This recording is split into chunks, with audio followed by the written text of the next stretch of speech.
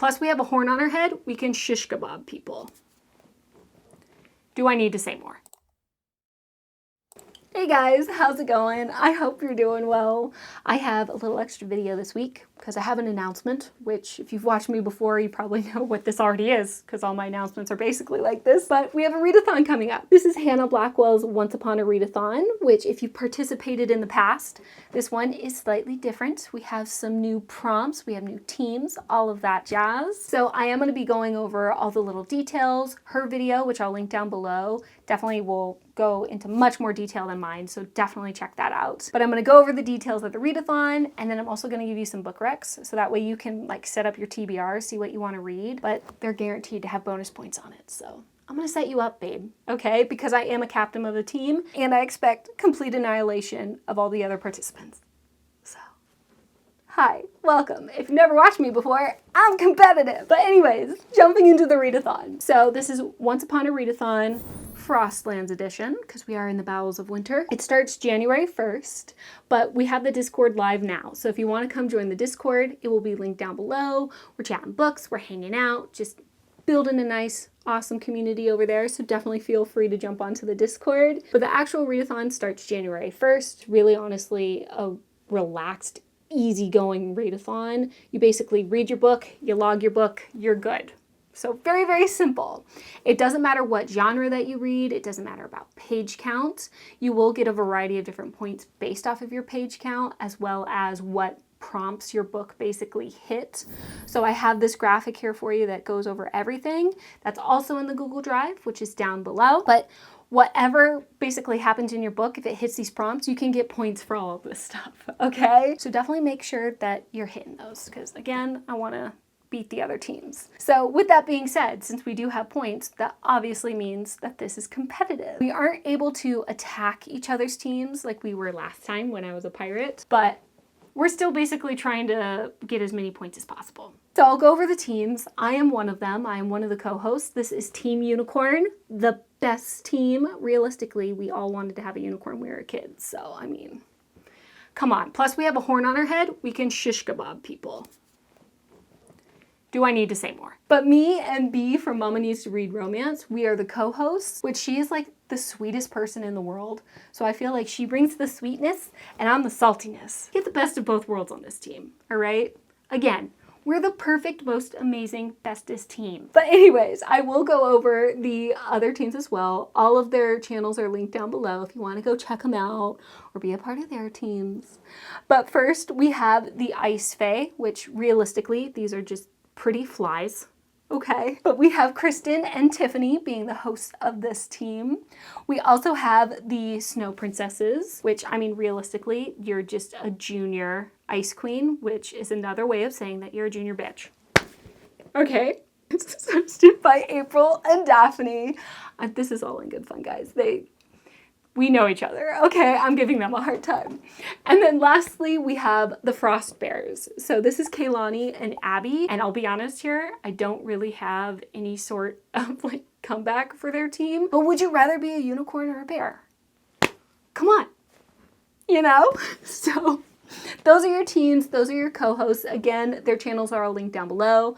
Feel free to go check out their videos. They're also all on the Discord, so you're going to be able to chat with us, so definitely jump on over. Like I mentioned, this is all in good fun, but just so you know, because I am competitive, if you're on the Discord, I will likely start a meme war with you if you're on another team. So if you're into that, bring it on, babe. Let's go. Let's have a good time. I'm ready to laugh. But that's it. That's the readathon. That is very simple. We're just, you know, we're hanging out as friends, building a community, reading some awesome wintry books, and hopefully finding some 5 stars. Okay. Again, Hannah's videos down below with more details, but I will now be getting into some book recs that I have for you that definitely meet some of these extra prompts. So I have 6 in total. 2 of them I've already read. One is actually Ledge by Stacey McEwen. This was her debut fantasy novel. It is a series. The second book just came out. I don't know if it's just a duet or if it's a trilogy. It's very different from other fantasy romances that I've read. The monster in it, if you will, is much more unique. It almost reminds me more of like the vampires when they're in their winged form or their bat form in Van Helsing. Kind of has that vibe, but this is incredibly atmospheric. You can feel the cold. Like this place is frigid. So you have these people who they're living in this terrible situation where these monsters basically pick them off and can use them as their energy source. So there's a woman who wants to kind of overthrow all of this. That's what you're going to be following. She, of course, is going to end up falling in love with one of the monsters. And he has his own reasoning to kind of hate the monsters. So there's definitely a lot of stuff that you can sink your teeth into with this. A lot of action. There's light gore. I don't even know if I really want to call it gory, but there's a little bit of blood, a little bit of spice, not overly done whatsoever. I think there might be one sex scene. But it's a good book. If you're into fantasy romance, it's a good book, especially with it being her debut. That's amazing. Does end on a cliffhanger though. But again, the second book's out. But anyways, there's Ledge. The next book that I have is not wintry at all. It's just my favorite book of all time. And I just finished reading it and I'm obsessed with it. And it hits the whole sort of like mental disorder sort of bonus points for the readathon. I just think you should read it. It's a quick read anyways. But it's a retelling. And this is actually a retelling of The Labyrinth.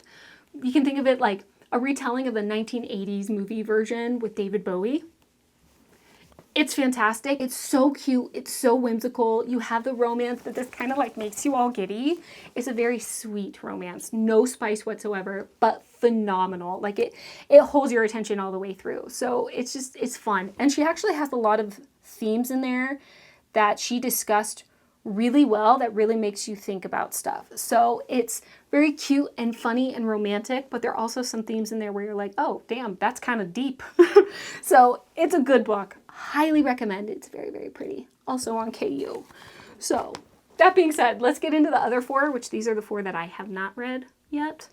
But the first one is called A Court of Winter. This one also sounds more dark atmospheric to me. It's all Fae, so it sounds like we live in the world of the Fae. And in this particular court, we have this woman, which it sounds like she's just normal. It doesn't sound like she has anything to do with the hierarchy. She's not royalty, but she doesn't have a lot of strength to her. I don't know if there's something wrong or if she's just naturally more weaker when compared to everybody else, but she's just trying to live her life, and it sounds like it's more kind of in this harsh sort of conditions. And in her court, she's just kind of existing when all of a sudden the opposing court, the Court of Winter, comes in, the prince comes in and abducts her, takes her away, and it sounds like there's already like brewings of a war between her court and his, and he's going to utilize her in some way, maybe to initiate the war to get it to start off. And it sounds like he's going to end up falling for her first, and she's going to need to decide if she can trust him and understand his reasoning of why he wants to go to war, or she's going to need to decide if she wants to go back to her family and stand with the people she's always been a part of. So it sounds like it definitely has some intrigue there. Definitely some cool stuff that could be going on. It's supposed to have like forced proximity, just one bed. It talks something about a cave encounter, which I've never heard of that as like a trope or anything. But there's definitely some brewings of something here that I think could potentially be really, really good. It is a series. I think it's a 4-part series. I think all of them are out. Let me check really quick. Yeah, wait, nope. The first 2 are out. The third one's coming out December 26th, 4th, February 16th. So at least they're back to back to back. So that's a good thing. But this definitely has really good potential here. The next one I have, I really like the cover of, but that's a Kingdom of Frost and Malice. This just already has like a dark atmospheric feeling from the cover alone. But this is probably the one I'm most excited about. I'm not gonna lie. This one's definitely gonna be on my TBR. It is a love triangle, which I know not everybody is into, but I actually really like it when it's done really well. Like if you make me pine for both of them, oh my God, I love you as an author. But this one's kind of interesting because I haven't seen this before, but she's calling them, basically they're Fae, but they sound like they're vampires. So they're Fae that drink blood. So I'm a little confused by that. I haven't been introduced to that yet. But we have a girl who's a blood slave to these Fae, and she goes on the auction block, one of my favorite ass tropes, and she tries to run, but she ends up basically falling at the feet of this warden, but it sounds like he's the warden of the Winter Court Fae. And he convinces her to do like not an arranged marriage, a marriage of convenience. And he takes her back to the Winter Court and he needs her to help him kind of defeat the king of this court. But then when they're there, she starts to kind of get some wandering eyes for the Winter Prince. So I think there's tension between the two guys in that. They want to basically kill each other. And she doesn't know who she really wants to be with. She thinks she wants to be with this warden character, the one with the marriage of convenience, but she definitely has these pining eyes for the prince. I'm very intrigued because it sounds like there's definitely going to be some court intrigue, some politics in here. It has the love triangle bit, which I already told you. If it's done well, I will eat that up. And it has the auction block. So that's just like one of my favorite freaking things ever. And I love vampires. So there's very much a high potential for this book for me to really, really love it. Because I'm not a huge Fae person. But Fae make it vampire, okay. I'm jumping on board. So I'm really excited about that one. That one for sure is going to be on my list. Oh, you know what? And it's a duet. So both books are already out too. So if it ends on a cliffhanger, I can start the second book right away. But anyways, moving on. This next book, I actually read the first one in the series, but these are technically standalones. This is from Helen Wright Peterson. She's the one that I said I listened to her book actually, and she reminds me so much of Alice in Wonderland. So I'm excited. But this is Apple Seeds in the Snow, and it's basically still within the same world. And from what I can gather, we have a princess, and she's very pampered. Sounds like maybe she's kind of spoiled. She's intended to someone already, because they want to have a treaty. They want to have alliances. She has no interest in that. So her and her friend basically kind of wander off to this other place so they can kind of have a last hurrah before she's off to go do her duty. But there's going to be this guard that helps protecting them. And I think there's going to be kind of that enemies to lovers sort of situation there between them.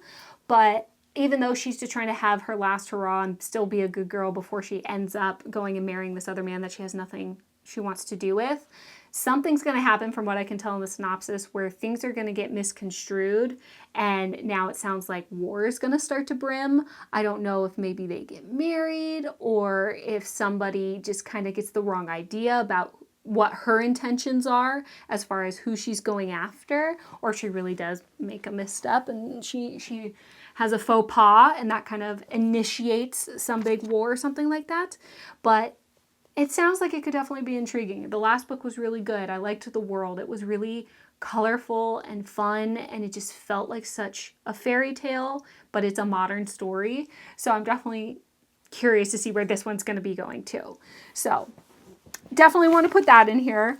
I also have the Nectar of the Wicked, which this one is by Ella Fields, which I have books from her, but I haven't actually read them yet. But every time I read a synopsis of her books, I'm always very intrigued. But this one, yet again, is another sort of dark vibe. At least with the last one, with the fairy tale one, Helen's book, The Apple Seeds in the Snow, that one will likely have a little bit, maybe a sex scene in it, but from what I remember in the previous book, it's really romance focused on more emotional side of things. Where this one, the Nectar of the Wicked, this is definitely supposed to have some spice. It's definitely darker. It's supposed to be, I think, more darkly atmospheric, maybe a touch of the dark toxic, because again, we're in this Fae realm. All these books are basically the Fae. Fae is just so popular. But we have a girl who, she's a changeling. She doesn't really quite understand like where she come from. So I believe she's actually an orphan, but there's this Fae, this wicked Fae that comes across her, and he starts kind of like this game of cat and mouse. So I think he's definitely following her and playing with her. And he sounds like he's very much the classic trickster sort of Fae. Has that lying quality without it quite being a lie, if you know what I mean. Very deceitful. So I think it could be fun. Like I said, Ella Fields, all of her synopses of her books always sound really appealing to me.